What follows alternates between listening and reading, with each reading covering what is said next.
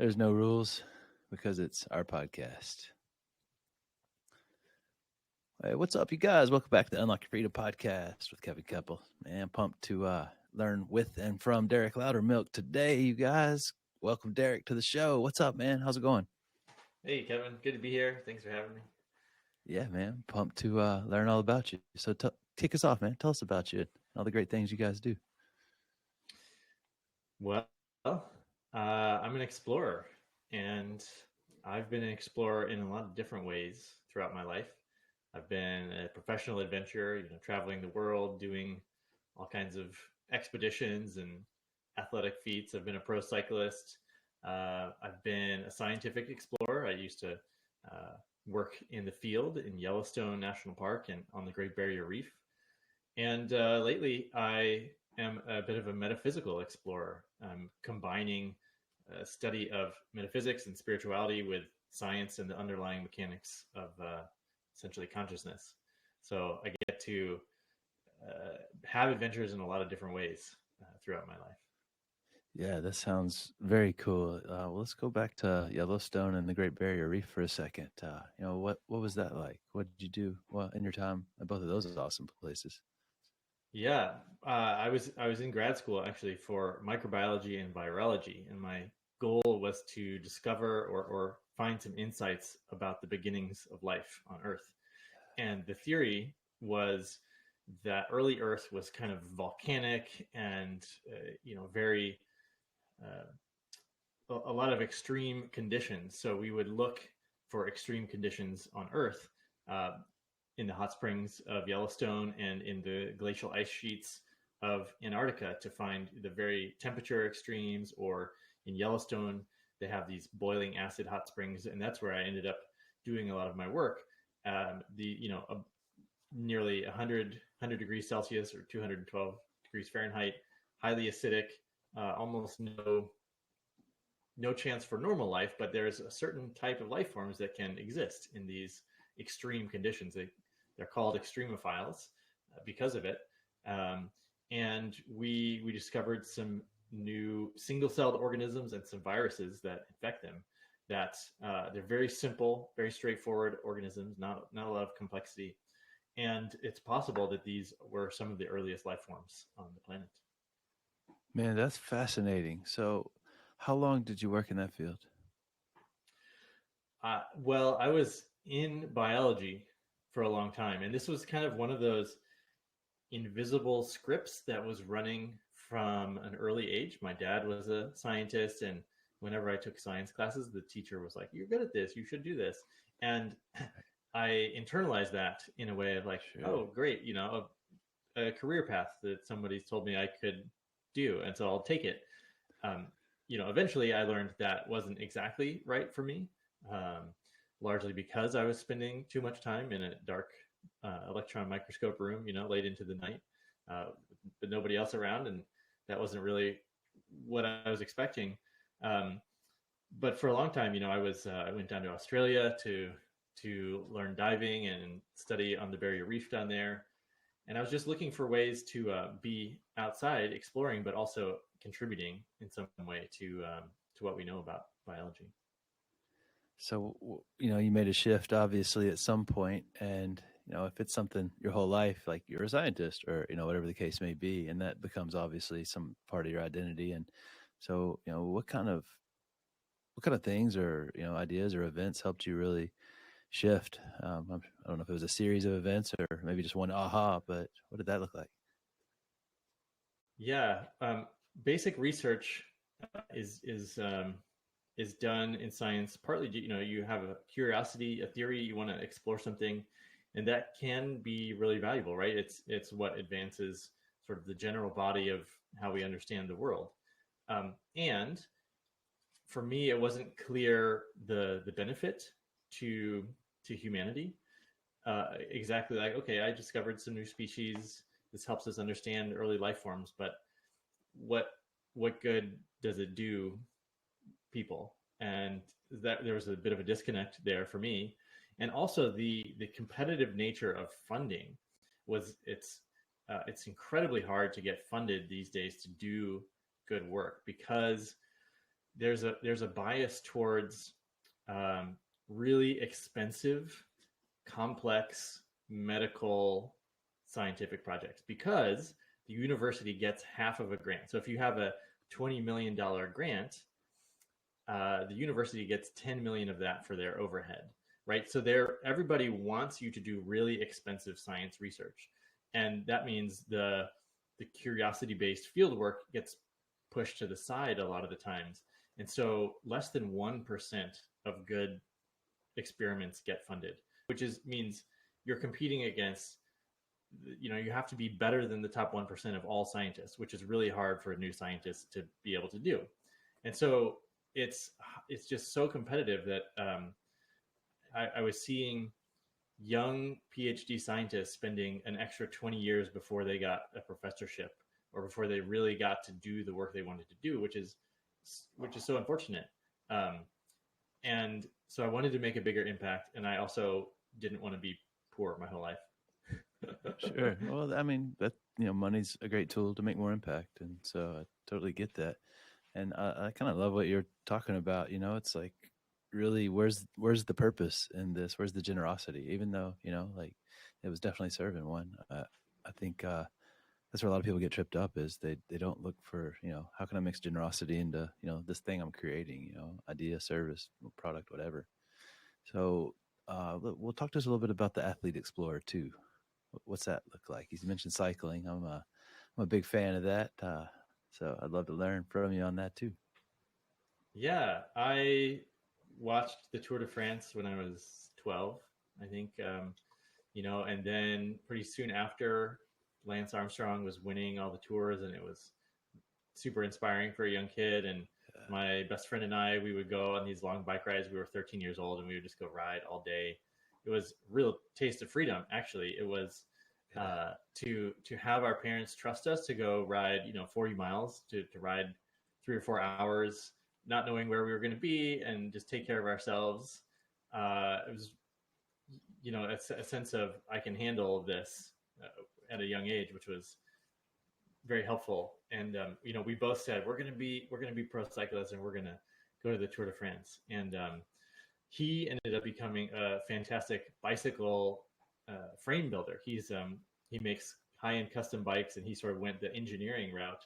And he does some racing, but I kind of went the full racing, professional career as a cyclist full time, which is ridiculously hard. And I discovered I ended up getting to race against Lance in a lot of these top world champions throughout different races throughout the States. But I discovered that I have limited genetic gifts, which means no matter how hard I'm working, I'm like right in the middle of the pack.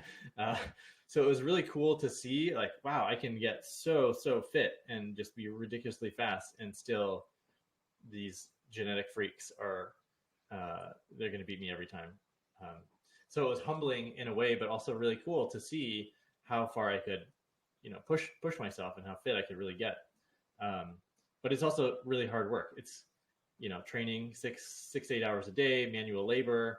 You avoid walking anywhere because you're trying to rest your legs. So then your friends are like, let's go do a thing, and you're like, no, lie on the couch, which is kind of lame. So there's definitely trade-offs. So I did that for a while, and then kind of retired, and I just sort of race casually now. Yeah, very cool. I mean, to make it to pro in any sport's pretty admirable, and I definitely understand, the genetic limitations. I just did the Escape from Alcatraz race in San Francisco, and oh my gosh, I was like, everybody here is fast. Like, it was amazing. Like, it was unbelievable, like, just to see. And I think the first time I ever ran a half marathon, I was like, I'm like 6'2". I was like, well, maybe I'm a bigger guy. Maybe that's why I'm not the greatest runner ever. And like, right on cue, like, this dude was like an inch taller and like more muscular and probably better looking, like, blows by me. Like, I'm standing still. Like, okay, well, it's not because I'm big, like, whatever. So it's always very humbling, like you said, to go out and compete. But I absolutely love it too. All right, let's talk metaphysical, man, because that's big part of your genius now. So, as a metaphysical explorer, I read on your website that you've done like 50 plus metaphysical experiments. So, man, that's pretty cool. Talk to us about that. Yeah, and often I'm testing out these different techniques because I want to see which ones I can apply to some benefit. Whether it's, I coach a lot of entrepreneurs, so whether somebody's working on growing an organization, growing a business, or even in like my family dynamics, what can actually improve our lives. So the first one, and so when I say metaphysical techniques, a lot of times either sometimes healing techniques, or sometimes uh, brainwave studies. And so this all relates essentially generally with like how we interact with consciousness, how our material world and our mental world are interacting. Um, and so a freedom technique, for example, a metaphysical technique I've studied, you may have encountered with EFT tapping, which is, it's a fantastic way of using intention plus physical manipulation of the body. Essentially, you're tapping on different parts of the body in order to change your internal state. So imagine you're feeling like you won't be able to accomplish a goal, and you would rather have confidence that you will be able to accomplish it. You can pretty quickly shift your internal dialogue and your state through like 3 to 5 minutes of this tapping technique, which Dawson Church was a guy that I interviewed for my show, and he's a big proponent. And he brought this technique to the VA hospital system, and they found that you can avoid medications about half of the time if you simply have people do tapping. So you can avoid depression, anxiety medication, all kinds of things you can change simply with these techniques. And it involves like tapping on the head, the forehead, around the eyes, things like that. And then you want to have, you're essentially replacing, your attention was on one thing, like I can't, and then you shift your attention to I can, or some empowering thought form that's going to help you. And so that's just, a very simple technique that I use whenever, and I could probably even use it more, because there's countless times when it would be super helpful to just fully shift your view of the world on something, and it can be done in such little time. So that's one example of a technique that I've played around with. Yeah, that's really powerful. I know that especially during like the lockdowns, I started seeing a lot of ads and stuff more kind of coming out around that on social media, and more people starting to practice it. And it was cool. Like I saw, videos of like kids doing it. I saw videos of, senior citizens doing it, kind of everything in between. And I was like, man, okay. Like I'm always open to try something. I always want to, feel better, be faster, smarter, whatever. And like, in my rudimentary experiments, I found some success. But for anybody listening, a lot of the folks out there are leaders and have big goals. And so if, you kind of touched on that, if there's fear around the goal, like what's kind of the way that, they could employ that technique, even just, simply on their own, or do they need to have someone like a practitioner like you to work with in the beginning, or what does that look like? This is one of those things where you can just do a YouTube tutorial and play around with it. It's a lot of these are fairly straightforward. So that's one. But sort of the bigger picture here is something that I learned from my time as an athlete, which is managing your attention and understanding your own psychology. Right, there's certain points in a bike race where the difference is made, where you could either get dropped or go on to win the race. And if you can maintain your focus during those moments, it's going to be as helpful as being really fit. So that was my secret to being successful as a cyclist, was the strategy, but also the psychology and the mental performance aspect of it. And so just really understanding how your own mind works and how you can use your attention and shift your attention to focus on things, and then managing your own internal state, how you feel emotionally, how you feel energetically, which includes understanding how you're leaking energy. If there's thought patterns, right, that are not helpful, maybe you're just talking down to yourself about yourself, or um, you know, maybe you're just spending too much time in an emotion, right? If you're angry at somebody, that's a natural response for a minute or two. But if you keep recycling it, right, the anger starts to suck away at your ability to get things done. So you're leaking power essentially. So just understanding all these ways that you can maintain a sort of optimal internal state will help you when you decide to do something that takes your full concentration. When it, right when you really want something to happen, you're willing it into existence. But if you're coming from a low power place, then it's gonna flop like a dud. Yeah, I love that word leaking. That you use it a couple of different times, a couple of different ways, and I've thought of that before because I've definitely felt that when it's just holding on to stuff that just yeah. If you're gonna get angry, but get over. We got to get over it, move on, right? And letting go is one of the things that is definitely a skill that I'm a work in progress on that one, and I think probably everybody listening is.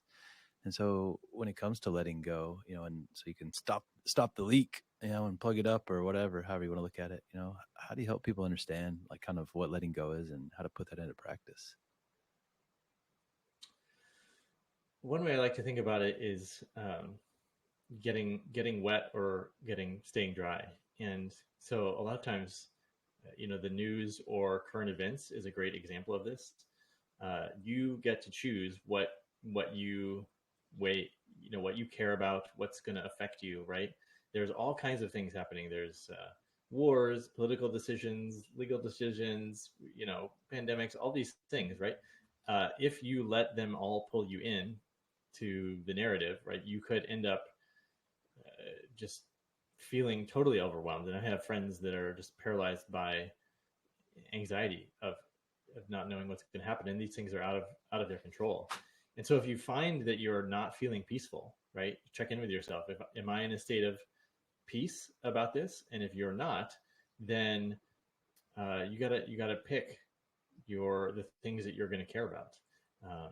And because there's so many things that, there's so many causes in the world that you could be involved with, which one is really in alignment with you and your purpose. And I would suggest that there's very few that are actually in alignment, and you can ignore the rest if they're pulling you out of a state of peace.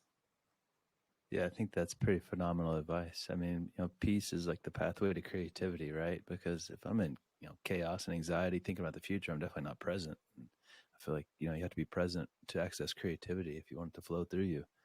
So what are some of the other ways that you can apply metaphysics to business?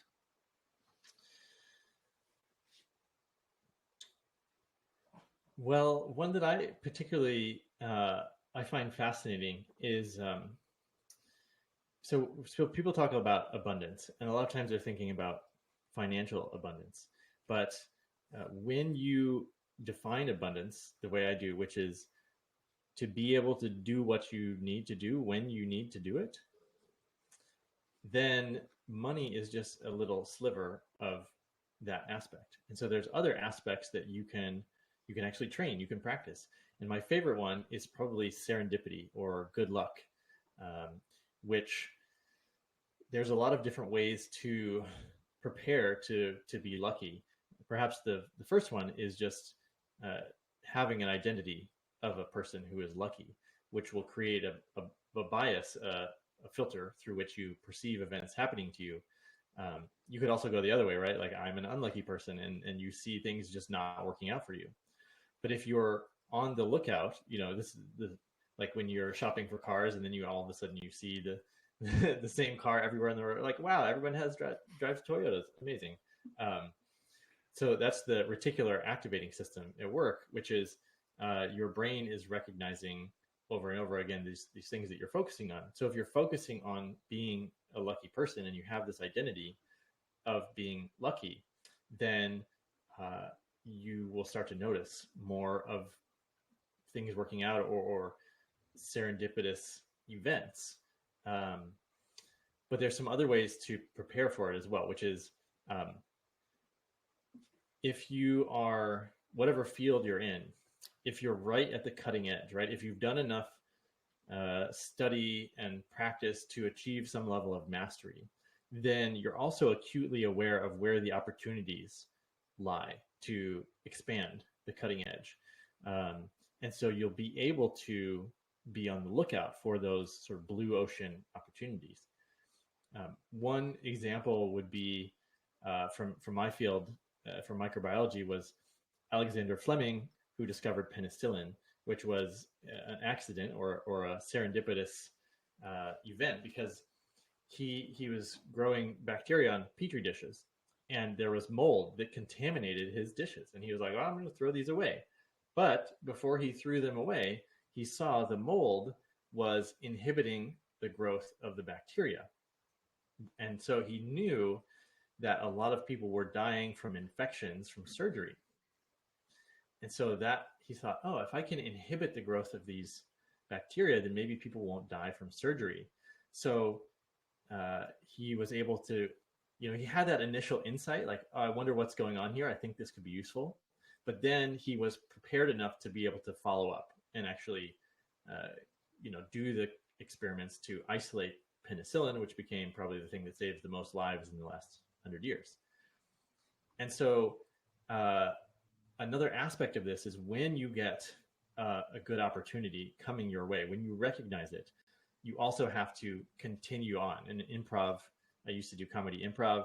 We call this yes-anding, which is basically in improv, someone says like, hey, we're firemen, we're going to fight a fire. And you say yes. And thank goodness we have this new special fire truck, right? You add to what the universe is giving you, you add to the scene in improv. Whereas the opposite, if you say, no, we're not firemen at all, we're something else, it's like, wah, wah. And so when the universe gives you an opportunity, you have to yes and that to take full advantage of what you're getting. And so you can optimize your good luck, or you can ignore it. Yeah, I think that is a really brilliant example with the improv, because, I did a little improv too. And, I think about that a lot, because when you say no, it's like that shuts everything down, and it's like you made this judgment. And once you've judged something, you're not going to be able to understand it any longer. And I think that's so crucial with anything, it's like with people, especially in our lives. Like if, I've already decided that, Derek is this way, and then I'm going to look for reasons to prove that Derek is this way, whether it's good or bad, or, that works for me too. If I'm this way, if I'm lucky, I'm lucky. If not, that's the alternative, which we don't want. Nobody wants to be unlucky, I'm sure. So you were touching on abundance in there too. And a huge part of, focus on abundance is detaching from the outcome. And that's what you were kind of sharing with the penicillin story is, he wasn't so fixated on the outcome he wanted. He was able to see a better way forward. And so can you kind of talk to us a little bit about the different levels of abundance? Yeah. So obviously money is part of it. You can use money to do what you need to do. And you can also use luck, right? So the right opportunity could fall in your lap. There's also access to the right ideas or information can shortcut your path. And right, this is why people hire mentors and coaches and read books and all these things. So that's one avenue of getting the right information, right? If you're starting an Amazon dropshipping business, you might as well just learn as much as you can about somebody who's already been successful, right? Model your business model after them. But at a certain point, you may want to innovate. You may want to tap into creativity, right? And this is part of the joy of entrepreneurship. It's not just about copying someone's successful business, because that's you can do that and you can earn money, but like it's after a while you're like, it's kind of boring. So you get creative, right? And that's where you tap into different practices that allow you to bring in essentially divinely inspired ideas. And so these can be simply something like free writing, which is where you're writing or typing so fast that you blow past your ego. And the ego is your editor, which is, if you've ever typed an email and then you've gone back and like delete, I want to say this in a better way, and it takes you 10 minutes to write one sentence, because you want it to sound right. Your ego is telling you don't sound like a dummy. But when you're free writing, you go so fast that you blow past the editor. The editor can't keep up with you, which allows real new ideas to come forth. Once you've written everything, gotten it out of your head, the stuff that you've already thought, then the new ideas come through.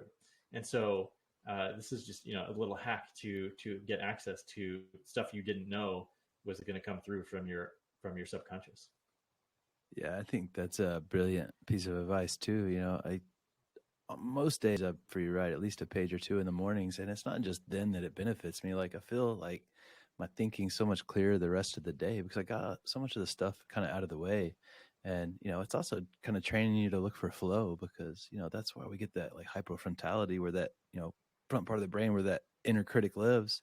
And your ego's a lot nicer than mine, Derek. Yours calls you a dummy. Mine uses harsher words, but I definitely know what you're talking about. And man, it's so cool that what, like there's no right or wrong, and like why would you judge yourself as that? Like creativity is one of the greatest things we have, and nobody can tell you your creativity is wrong. And that's why I could constantly remind myself, it's like, don't have an opinion about everything. Like some things just are, right? Like I don't need to like good, bad, hot, cold, whatever. And so it's a massive waste of energy. And I think that's one of those leaks you were talking about. So let's talk about. I've got another idea that I want to throw out there. Actually. Yeah, let's have it.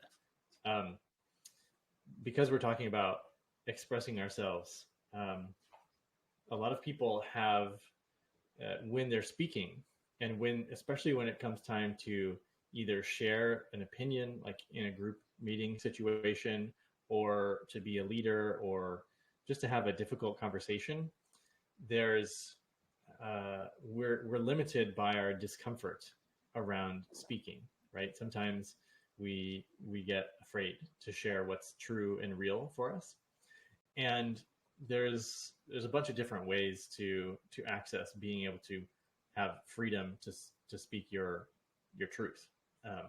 You can simply practice sharing from like the edge of your comfort zone, right? And for some people that may mean simply naming like, oh, I'm actually a little upset about that, right? And that's as far as they can go, and getting used to saying what their experience is. Another way to access that I've been playing around with, which is taken from the Tibetan Buddhist school, which is chanting. And there's different tones that you can use that open up different parts of your body. And there's a specific tone for the throat to open up your voice and able to be able to speak your truth, which is essentially like hum, and it vibrates in resonance right there in the throat. And what that does is there's essentially this energy center in your throat, which controls your freedom of speech. And so if you can have a clean and open, what we call a throat chakra, then you'll find you're able to express yourself clearly, but also express to just have less fear about the judgment of others when you're expressing. So you're able to just fully speak into what you want to say. Yeah, that's powerful. And I know exactly kind of where you're coming from on that. I've actually read a lot about that and practiced some of that. And, I think it's so wild when you share, things that are outside the norm for a lot of people, maybe like that, and you kind of get that look of, WTF, or like, where is this guy from, or whatever. And like, it's okay. I don't need other people to be okay for me to be okay. Right. But I do want to help other people, like, be able to see their truth, kind of like you were talking about. And, like, just because I haven't seen it before doesn't mean it's not something that's valuable. And so how do you encourage people to, be open to, kind of stepping into the unknown, which, can be a pretty impressive trick in some cases? Yeah. There's a few ways to answer this, but when I was a bike racer, I had a mentor who said, we were riding up a steep mountain, and we were riding pretty much as hard as we could, right? And so the point where your whole body's burning and you start to lose focus, and it's like all you can see is just the few feet in front of you. And he said, okay, get used to this discomfort, because this is what's going to allow you to be a winner, right? If everyone else bails on the discomfort, but you don't, and you're totally at home, then you're going to have a lot more success. And so I've used that in a lot of different ways of discomfort being a sign that I'm learning or growing or experiencing something to push my limits.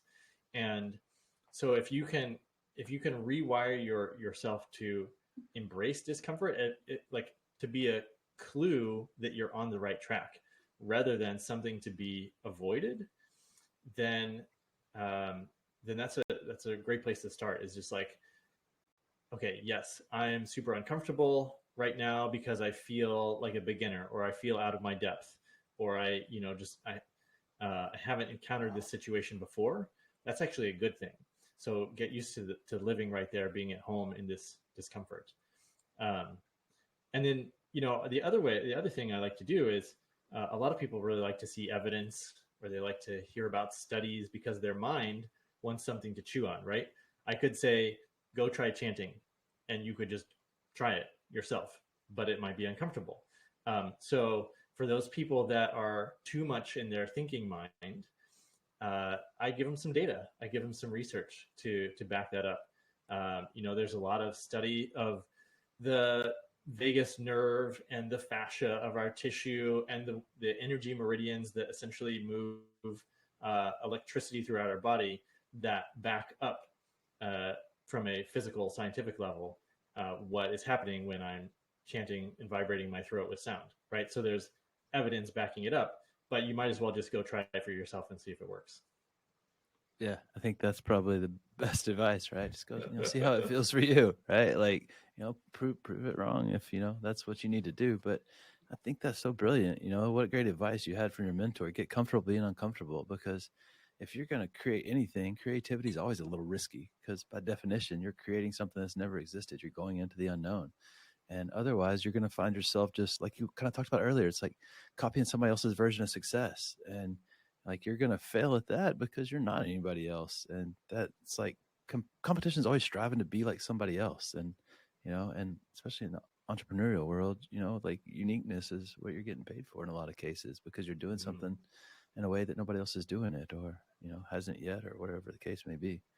And that you touched on like 5 things in there that I thought like we could talk about and go deeper on, but man, I don't want to keep you here all day. But I think it might be helpful if you could just share a little bit around, as a business owner and entrepreneur, and really having success in multiple fields. Like, what were some of the kind of, maybe common challenges that you have overcome, as a cyclist, microbiologist, and now as, an entrepreneur and coach and mentor for other people? What's coming up for me to share is, especially in the world of, first I was a runner and then I was a cyclist, both of those things. I didn't realize my full athletic potential for maybe 7 or 8 years, right? And so it's very long-term thinking, or in a way, it's long-term thinking, right? Multi-generational thinking is like, when you're making political decisions, like, you should probably be thinking about your grandchildren or their grandchildren, right? So even longer term thinking. But to do a big, complicated project, to launch a new company and have it grow to its full state, or to create an organization for a cause or whatever it might be, these are often big, complex, multi-year endeavors. And so understanding what a multi-year progression is like, mastering a skill over multiple years, learning an instrument or a language or any of these things can take many, many years.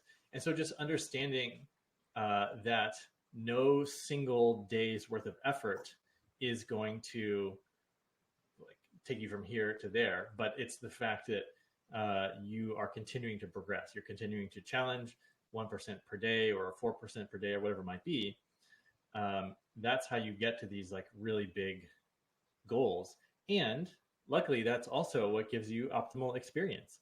when you're challenging yourself just enough, then you're more likely to enter a flow state and have these like deep, immersive, enjoyable experiences. Um, and so I would say, this longer term thinking is probably something that I have learned from sports and adapted best to entrepreneurship. Yeah, I think that's pretty important, because when you have that big picture thinking or long term thinking like that, you stop judging, moments or days or weeks or months or quarters or whatever as win loss or, failure. It's like, man, even if it's a year, 10 years, it's still a snapshot of your life, right? There's, a lot more to it. And, your life is only a piece of the grand plan anyways. And so, you can't judge. Failure is such a subjective thing and a dangerous game to play. Like, I think failure is when you go down, you stay down. That's failure, right? As long as you're still going forward, like, you're doing all right, man. Life's complicated and everything looks messy in the middle. That's why I don't go outside when I'm halfway dressed, right? I look like a failure. I look crazy. Like, why's that dude wearing one sock and some underwear? Like, man, I'll just stop halfway through, so I look like I'm crazy, but I'm not. Like, not too much, at least, not any more than the next guy. But man, I want to keep going with you all day, but I want to be respectful of your time too. So let's head towards the ground on this thing, man. I got a few more questions, but these will just be more kind of like a fire round. So kind of quick question, quick Mm-hmm. answer for you. Uh, man, what's a good piece of mindset advice you'd give to somebody that's looking to maybe get more comfortable with some of the unknown parts of them?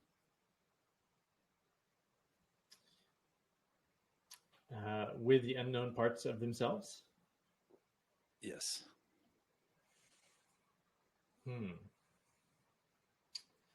Sometimes it's almost a vocabulary. So what's coming up for me is you can print off one of these like a wheel of emotion, right? And so a lot of times when people start talking about how they're feeling, they can feel good or bad, right? And there's like two emotions, or they're not even really emotions. But if you print off one of these emotions wheels, then you can just go in there and pick. You're like, oh, I'm a little confused or frustrated or whatever it might be. And there's more and more nuance.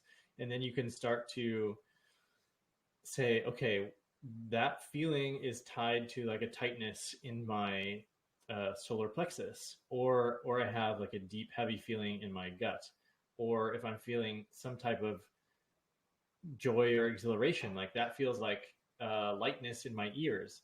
And so you start to become aware of both the emotional, mental states, but also what does it feel like in the body, and that can just broaden your scope of how you experience the world. It's like learning to appreciate fine art. You start to see the nuances within yourself, and that gives you a richer experience, but it also helps you communicate more effectively with somebody else about how when you do that, I feel this. So now we have more of a connection and understanding about what's going on between us. Wow, that's awesome, man. That's a really cool illustration.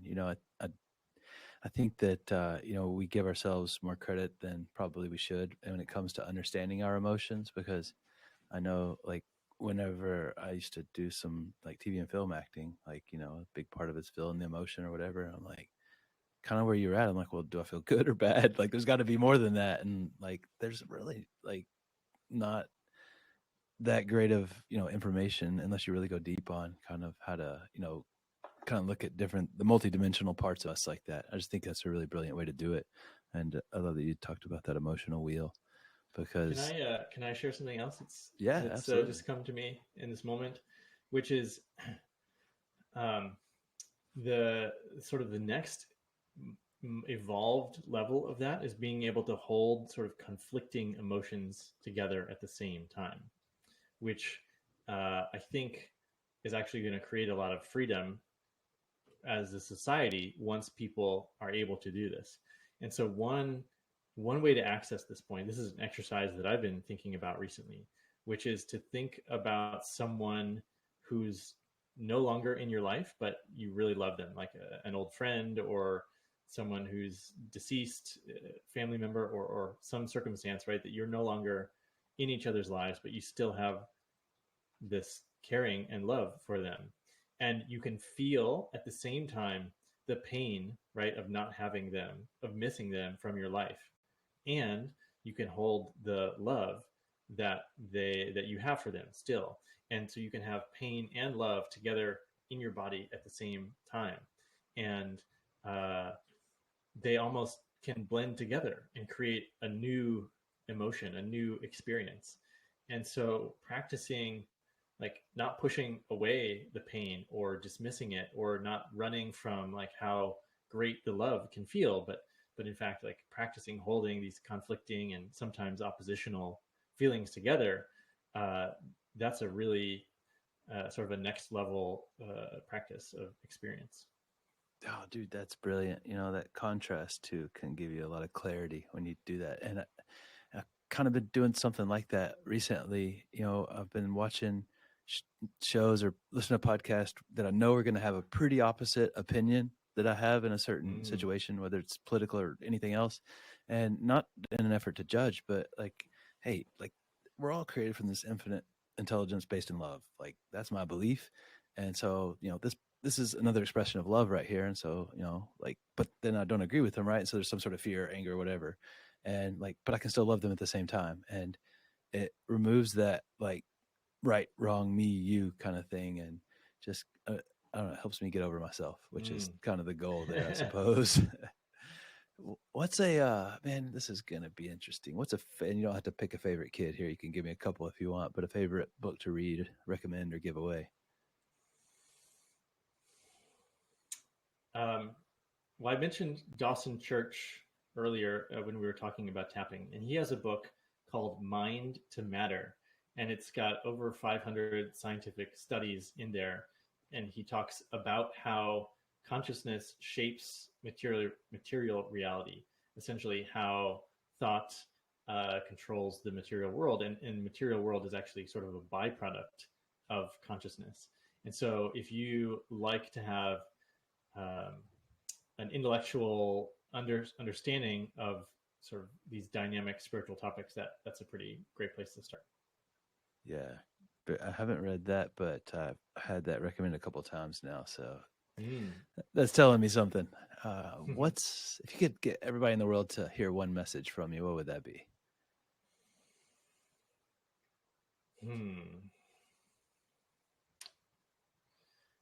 I guess I would want people to feel reassured that there's really no way to fuck it up. There's like whatever, even if they're in a state where they feel like they'll never heal, that they'll never get over their depression, or they'll never find their love or whatever. You're learning lessons. You're learning super valuable lessons, and so I think our primary roles here on Earth are to learn and to be of service. And if you can get those two things done and just keep, when something lights you up, just do it and enjoy the experience. Like, there's really no way to fail at Earth school. Yeah. And that's a really cool thing, to learn and to serve, right? I mean, that's the point, right? To grow as much as we can so we can give it all away, and give at higher levels. So if, we all kind of live there, that's a really cool place because you're not worried about what's in it for you all the time, right? And so that's when bad things start happening, when there's the hyper focus on, that fake self the ego creates. Okay, last question for you, brother. Where can people go to learn more about you and engage with you? Yeah, thank you. DerekLoudermilk.com is my website. I host the Derek Loudermilk Show, where we talk about adventure, human performance, science, spirituality, all these topics. And then I'm Derek Loudermilk on all the socials as well. Yeah, very cool. Yeah, guys, go check him out. Derek's a really cool dude. Man, he's the real deal. Same guy before the mic started, and same guy after the mic started, and obviously a big brain and big heart, man. So that great combination that we're always looking for. But man, thanks for being here with us, and give us one more parting shot, and we'll roll out. Thanks, Kevin. One more word of inspiration. Is that what you mean? Yeah, whatever you like. Okay. Just run towards novelty, do something new, and Yes. like a little micro adventure every day. Yeah, that's brilliant. Yeah, you guys do something that maybe you hadn't done before, and proved yourself again and again that you can do hard things. You can't go into the unknown. That's great advice. Mm. Thanks for being here, you guys, and definitely check out Derek and all the good stuff he's got going on. We love you guys. Thanks for making it through to the end. We'll see y'all next time on the Unlock Your Freedom podcast.